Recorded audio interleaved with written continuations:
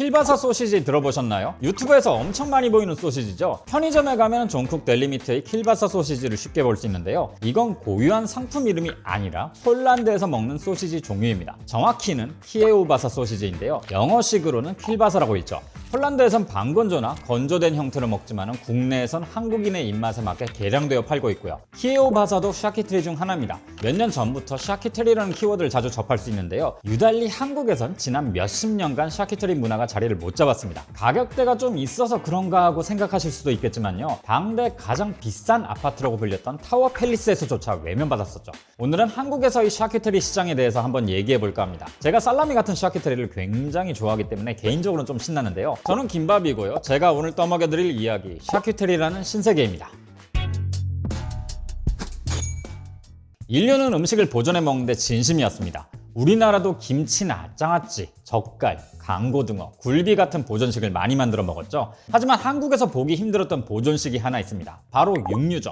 고기가 너무 귀하다 보니 고기가 생기면 일단 먹기에 바빴거든요. 마을 행사가 있을 때나 먹을 수 있는 거였죠. 육류 보존식은 햄이나 소시지를 말합니다. 이건 유럽에서 엄청나게 발달했어요. 가축을 많이 기른 덕분에 상대적으로 고기를 흔하게 먹을 수 있었거든요. 그래서 고기를 장기적으로 보존해야 하는 게 유럽인들의 큰 과제였죠. 가장 쉬운 방법은 바로 고기의 수분을 다 제거하는 겁니다. 수분이 많을수록 미생물이 번식하기 쉽기 때문에 빨리 상하거든요. 고기를 소금에다 절이거나 연기를 쐬어 말리는 방식으로 수분을 바짝 말리는 거죠. 이렇게 고기를 말렸을 때 어떤 일이 벌어지냐면요. 고기 표면에 일종의 보호막이 생깁니다. 이게 미생물이 고기 내부로 침투하는 걸 막아주죠. 보존식품으로 가장 많이 활용했던 게 바로 돼지입니다. 옛날엔 돼지는 대체로 겨울에 잡았는데요. 위생상 따뜻한 계절보다는 당연히 겨울이 낫기도 하지만 돼지는 추운 날씨에 약하기 때문에 겨울에 많이 죽었거든요. 이 돼지를 보존식품으로 만드는 방법은 크게 두 가지였습니다. 첫 번째, 돼지에서 가장 큰 부위를 차지하는 뒷다리를 소금에 절여서 햄으로 만드는 방식이죠. 두 번째는 저렴한 고기 부위를 잘게 다져서 내장에 채운 후에 훈연하는 방식입니다. 이게 우리가 지금 샤키테리라 부르는 것들입니다.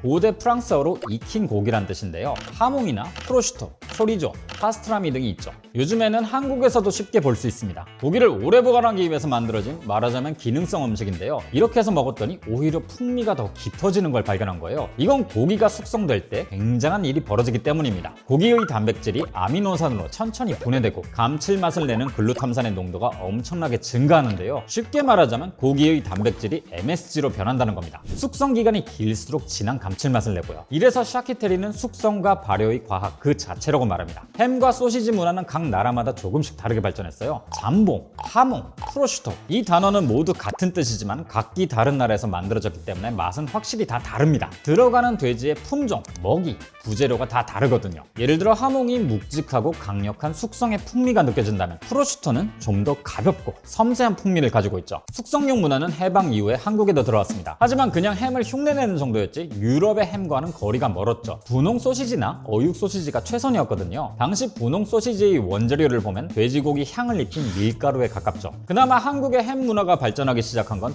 1970년대부터입니다. 정부가 양돈 산업을 키우기 시작하면서 돼지고기 공급이 활발해졌거든요. 이때부터는 나름 돼지고기를 가공해서 먹기 시작했죠. 제대로 된 유럽식 소시지를 만들어 팔기 시작한 곳은 S푸드란 기업입니다. 기업 이름이 잘 알려져 있지는 않지만 아마 이걸 보시는 분들 중에는 알게 모르게 여기서 나온 제품들 다 드셔보셨을 겁니다. 이 이야기를 해드릴게요. S푸드는 76년부터 목장을 운영하던 곳입니다. 그런데 금방 다른 곳으로 눈을 돌렸어요. 한국에도 슬슬 육가공 시장이 열릴 거라고 생각했었거든요. 80년대 들어서부터 서구 식문화가 본격적으로 확산할 거라 짐작한 거죠. 86 아시안게임, 88 올림픽을 거치면서 외국인들이 많이 들어올 거고 한국인들의 식단도 조금씩 서구화되는 과정이 있긴 했었거든요. 독일식 햄, 살라미, 하몽 같은 유럽식 햄을 팔 생각을 이때부터 한 거죠. 근데 문제는 이게 한두 수 앞서 본 게 아니라 너무 앞서 나갔다는 거였어요. 당시 비슷한 소시지를 만드는 기업이 있긴 했지만 대부분 손실을 보는 상황이었거든요. S푸드는 이걸 일반 소비자들에게 팔았다간 승산이 없겠다고 판단을 하고 방향을 틀어버립니다. 바로 서울 특급 호텔들이었죠. 당시 국내에서 고급 외식을 주도하는 곳은 이런 호텔 식당들이었거든요. 이곳을 설득해서 햄과 소시지를 납품하기 시작했죠. 또 90년대부터는 패밀리 레스토랑이 많아졌잖아요. 이곳에도 소시지를 납품하면서 입지를 다지게 됩니다. S푸드란 이름이 외식업체 사장님들 사이에서나 오르내렸지 일반 소비자들은 몰랐던 이유가 이거죠.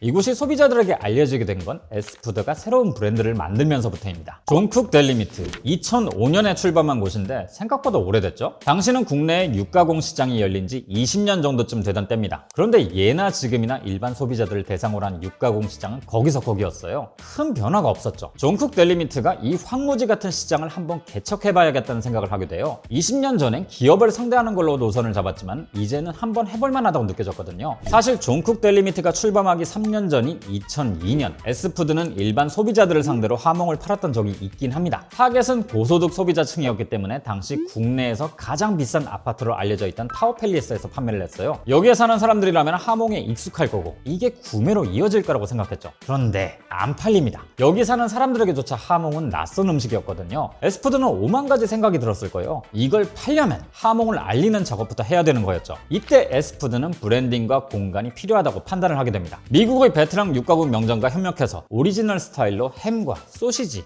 베이컨을 만들어서 브랜드를 런칭했어요. 이게 2005년에 등장한 존쿡 델리미트죠. 물론 런칭 이후로도 여전히 국내에선 샤키테리 문화에 대한 인식이 낮았었기 때문에 꽤 부침을 겪긴 합니다. 이 브랜드가 사람들의 입에 오르내리기 시작한 건 이 소시지 덕분입니다. 유튜브 좀 보시는 분들이라면 익숙하실 텐데요. 바로 킬바사 소시지입니다. 요즘엔 편의점에서도 볼 수 있죠. 이것도 생각보다 나온 지가 꽤 된 제품입니다. 2013년에 조성수 대표가 취임하면서 다양한 신제품들을 만들었는데요. 이때 만든 소시지 중에서 가장 주목받은 게 폴란드 소시지인 킬바사입니다. 말발굽 소시지라고도 불리죠. 육즙이 많고 매운 데다가 짭조름하기 때문에 한국인 입맛에 딱 맞았습니다. 오득하고 터지는 식감도 재미있고요. 이게 나 혼자 산다에서 화사씨가 먹으면서 이슈가 되었고 유튜브, SNS로 퍼지면서 대박이 납니다. 이후 말발굽 소시지, 연예인 소시지, ASMR 소시지, 캠핑 소시지 등등 다양한 애칭이 붙었죠. 사실 이건 2006년에 처음 만들어진 소시지긴 한데요. 2017년에 말발굽 모양으로 리뉴얼해서 재출시된 겁니다. 이때부터는 자연스럽게 존쿡 델리미트란 브랜드도 주목을 받기 시작했죠. 또 잠봉베레라는 프랑스식 샌드위치가 유행하면서 존쿡 델리미트의 잠봉이 많이 알려집니다. 콜드컷, 델리미트란 단어가 대중에게 알려진 것도 존쿡 델리미트의 영향이 있었죠. 비슷한 시기에 코로나를 거치면서 와인 소비가 늘고 샤키테리 문화도 조금씩 알려지기 시작했는데요. 이때 존쿡 델리미트는 샤키테리를 경험할 수 있는 공간을 만들게 됩니다. 그냥 마트 진열대에 제품을 놔두는 것보다 이런 공간을 만들어 놓고 한 명 한 명 설득시키는 게 낫다고 판단했거든요. 서울 한남동에 살라미 뮤지엄이라는 공간을 만들고 바로 옆에는 샤키테리를 판매하는 가게를 열게 됩니다. 저는 사실 몇 년 전에 가본 적이 있는데요. 실에 주렁주렁 매달린 살라미 비주얼이 재밌더라고요. 이건 이탈리아의 살라미 덕장을 그대로 구현한 거라고 합니다. 이 많은 햄들 중에서 가장 주력으로 미는 게 바로 카치아토레 살라미입니다. 살라미는 건조시킨 이탈리아식 소시지를 부르는 말인데요. 종류가 굉장히 다양합니다. 사실 페퍼로니도 살라미의 일종이거든요. 소금 비율이 높은 염장식품이라서 짠맛이 도드라지는 게 특징이죠. 그 중에서도 카치아토레 살라미는 이탈리아 전역에서 많이 먹는 살라미입니다. 카치아토레는 사냥꾼이라는 뜻인데 이건 옛날 사람들이 사냥할 때 많이 먹었기 때문이죠. 카치아토레 살라미의 가장 큰 특징은 표면이 하얗다는 겁니다. 살라미를 30일 이상 건조 숙성하면 표면에 흰 곰팡이가 피는데요. 이 흰 곰팡이로 살라미를 숙성하면 식감이 촉촉하고 쫀득해진다는 특징이 있죠. 이런 흰 곰팡이는 까망베르나 브리치즈에서도 볼 수 있고요. 마치 흰 꽃이 피어난 것 같다고 해서 블루미 살라미라고도 부릅니다. 굉장히 고소하고 진한 풍미를 가지고 있어요. 때문에 그냥 슬라이스해서 먹는 게 가장 일반적인데요. 과일이나 치즈, 올리브와도 궁합이 좋긴 합니다. 이런 건조 소시지를 냉장고에서 꺼내자마자 바로 드시는 분들도 있는데요. 저는 좀 실온에 놔뒀다가 슬라이스해서 먹는 게 더 맛있더라고요. 온도가 살짝 오르면 살라미의 지방이 입에서 부드럽게 녹거든요. 이러면 더 진한 풍미가 나죠. 요즘은 집에서 와인이나 위스키 드시는 분들도 많으시죠? 저도 가끔 집에서 한 잔씩 하는데 이게 꽤 괜찮은 안주더라고요. 존쿡 델리미트의 카치아토레는 이탈리아의 장인에게 기술을 받아서 한남동 살라미 뮤지엄에서 만들어진다고 합니다. 저는 샤키테리를 꽤 오래전에 처음 먹어봤는데요. 약간 억울하더라고요. 이렇게 맛있는 걸 서양 사람들만 먹고 있었다니.